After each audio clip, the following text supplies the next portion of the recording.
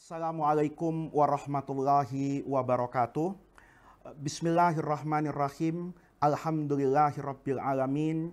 Wassalatu wassalamu ala asyrafil anbiya'i wal mursalin wa ala alihi wa sahbihi ajma'in, amma ba'du. Para pemirsa Mata Hati TV yang saya hormati, ada banyak pertanyaan kepada saya, misalnya, Pak Ustadz, bagaimana orang yang tidak ditakdirkan oleh Allah Subhanahu wa Ta'ala untuk bisa berangkat haji? Boleh jadi karena dia tidak memiliki uang yang cukup untuk membayar ongkos naik haji.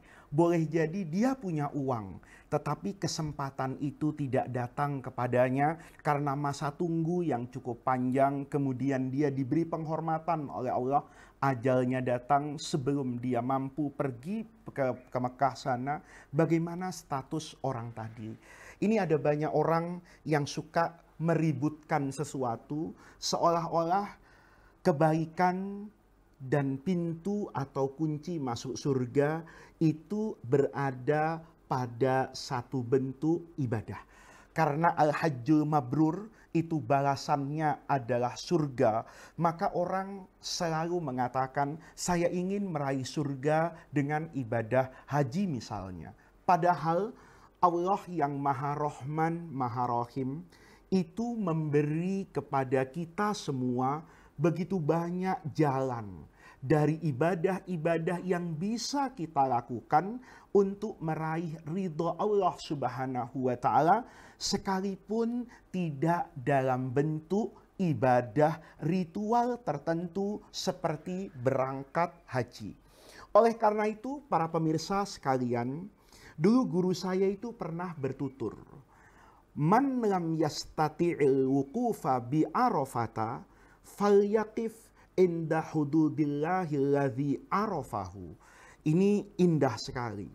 Kata guru saya, bagi mereka yang tidak dapat berhenti, kata-kata wukuf di Arafah, itu puncak ibadah haji tanggal 9 Zulhijjah, itu artinya berhenti di padang yang namanya Arafah.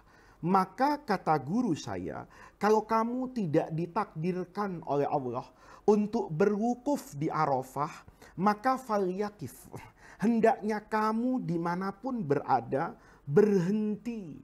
Berhenti dalam artian indah hududillah, berhenti untuk tidak melanggar batasan hukum yang ia ketahui.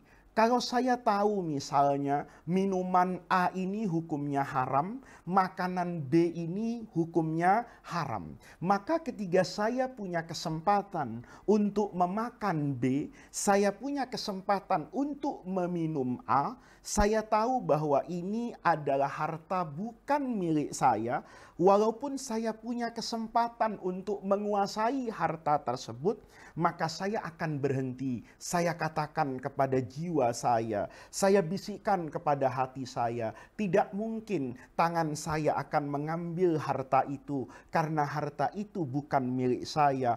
Orang yang tidak bisa wukuf di Arafah, maka dia akan mendapatkan pahala yang tidak kalah dengan pahala wukuf di Arafah saat dia berhenti pada batasan Allah, di mana hukum itu diharamkan oleh Allah, maka dia berhenti dengan rem yang sangat pakem. Maka orang tadi, kata guru saya, itu mendapatkan pahala yang tidak kalah dengan pahala orang yang wukuf di Arafah.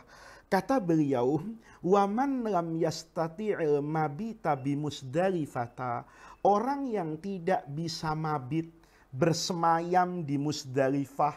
Orang setelah wukuf di Arafah, begitu azan maghrib terdengar, maka mereka semua bergerak, berjalan menuju satu tempat transit yang namanya Musdalifah.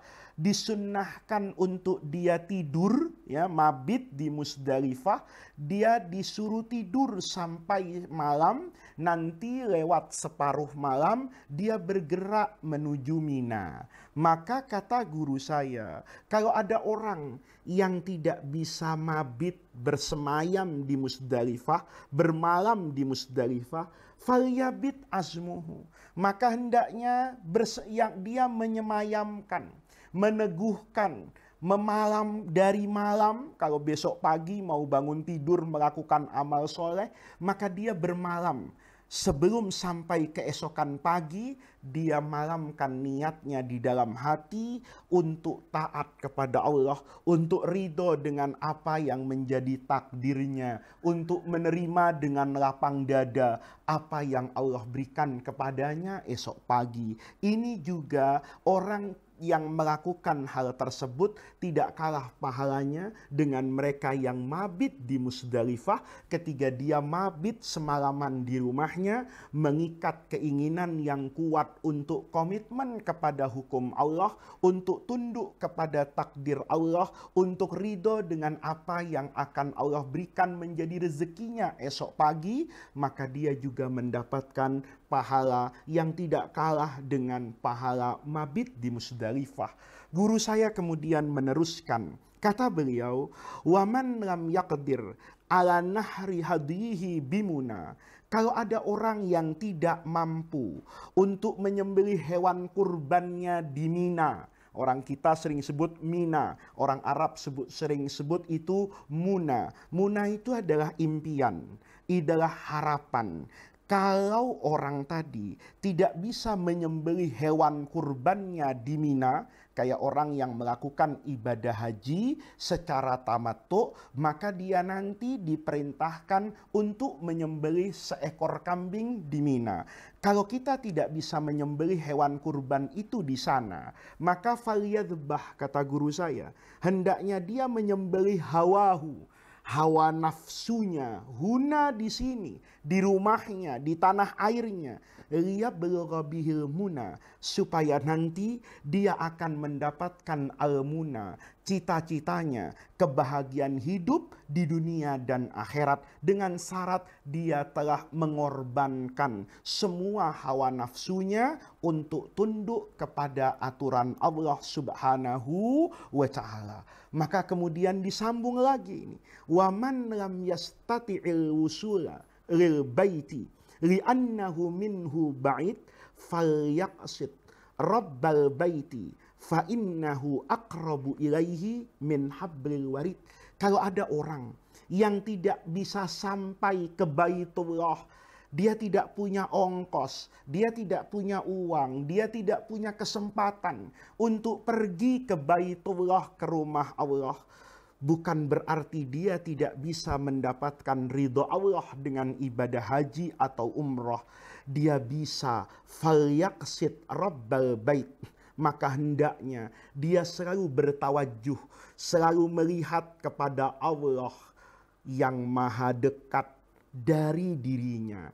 Kalau kita melihat rumah Allah itu jauh, tapi ridho Allah itu dekat dari kita, kita bisa beribadah secara baik dan benar, kita bisa bersedekah kepada mereka-mereka yang lemah, kita bisa berbagi kebahagiaan kepada mereka-mereka yang dirundung kesedihan semata-mata karena Allah. Itu menunjukkan bahwa dalam hidup tidak harus semua orang sampai kepada Baitullah, tetapi semua orang harus dekat kepada Allah Subhanahu wa ta'ala. Mudah-mudahan kita yang belum ditakdirkan oleh Allah untuk berangkat ke tanah suci, kita-kita yang belum diberi rezeki oleh Allah untuk bisa beribadah di tanah suci, dengan membaca apa yang barusan saya sampaikan, dengan komitmen yang kuat di dalam hati bahwa ibadah kepada Allah bisa dilakukan dalam bentuk yang lain di tempat kita masing-masing tanpa harus pergi jauh ke tanah suci.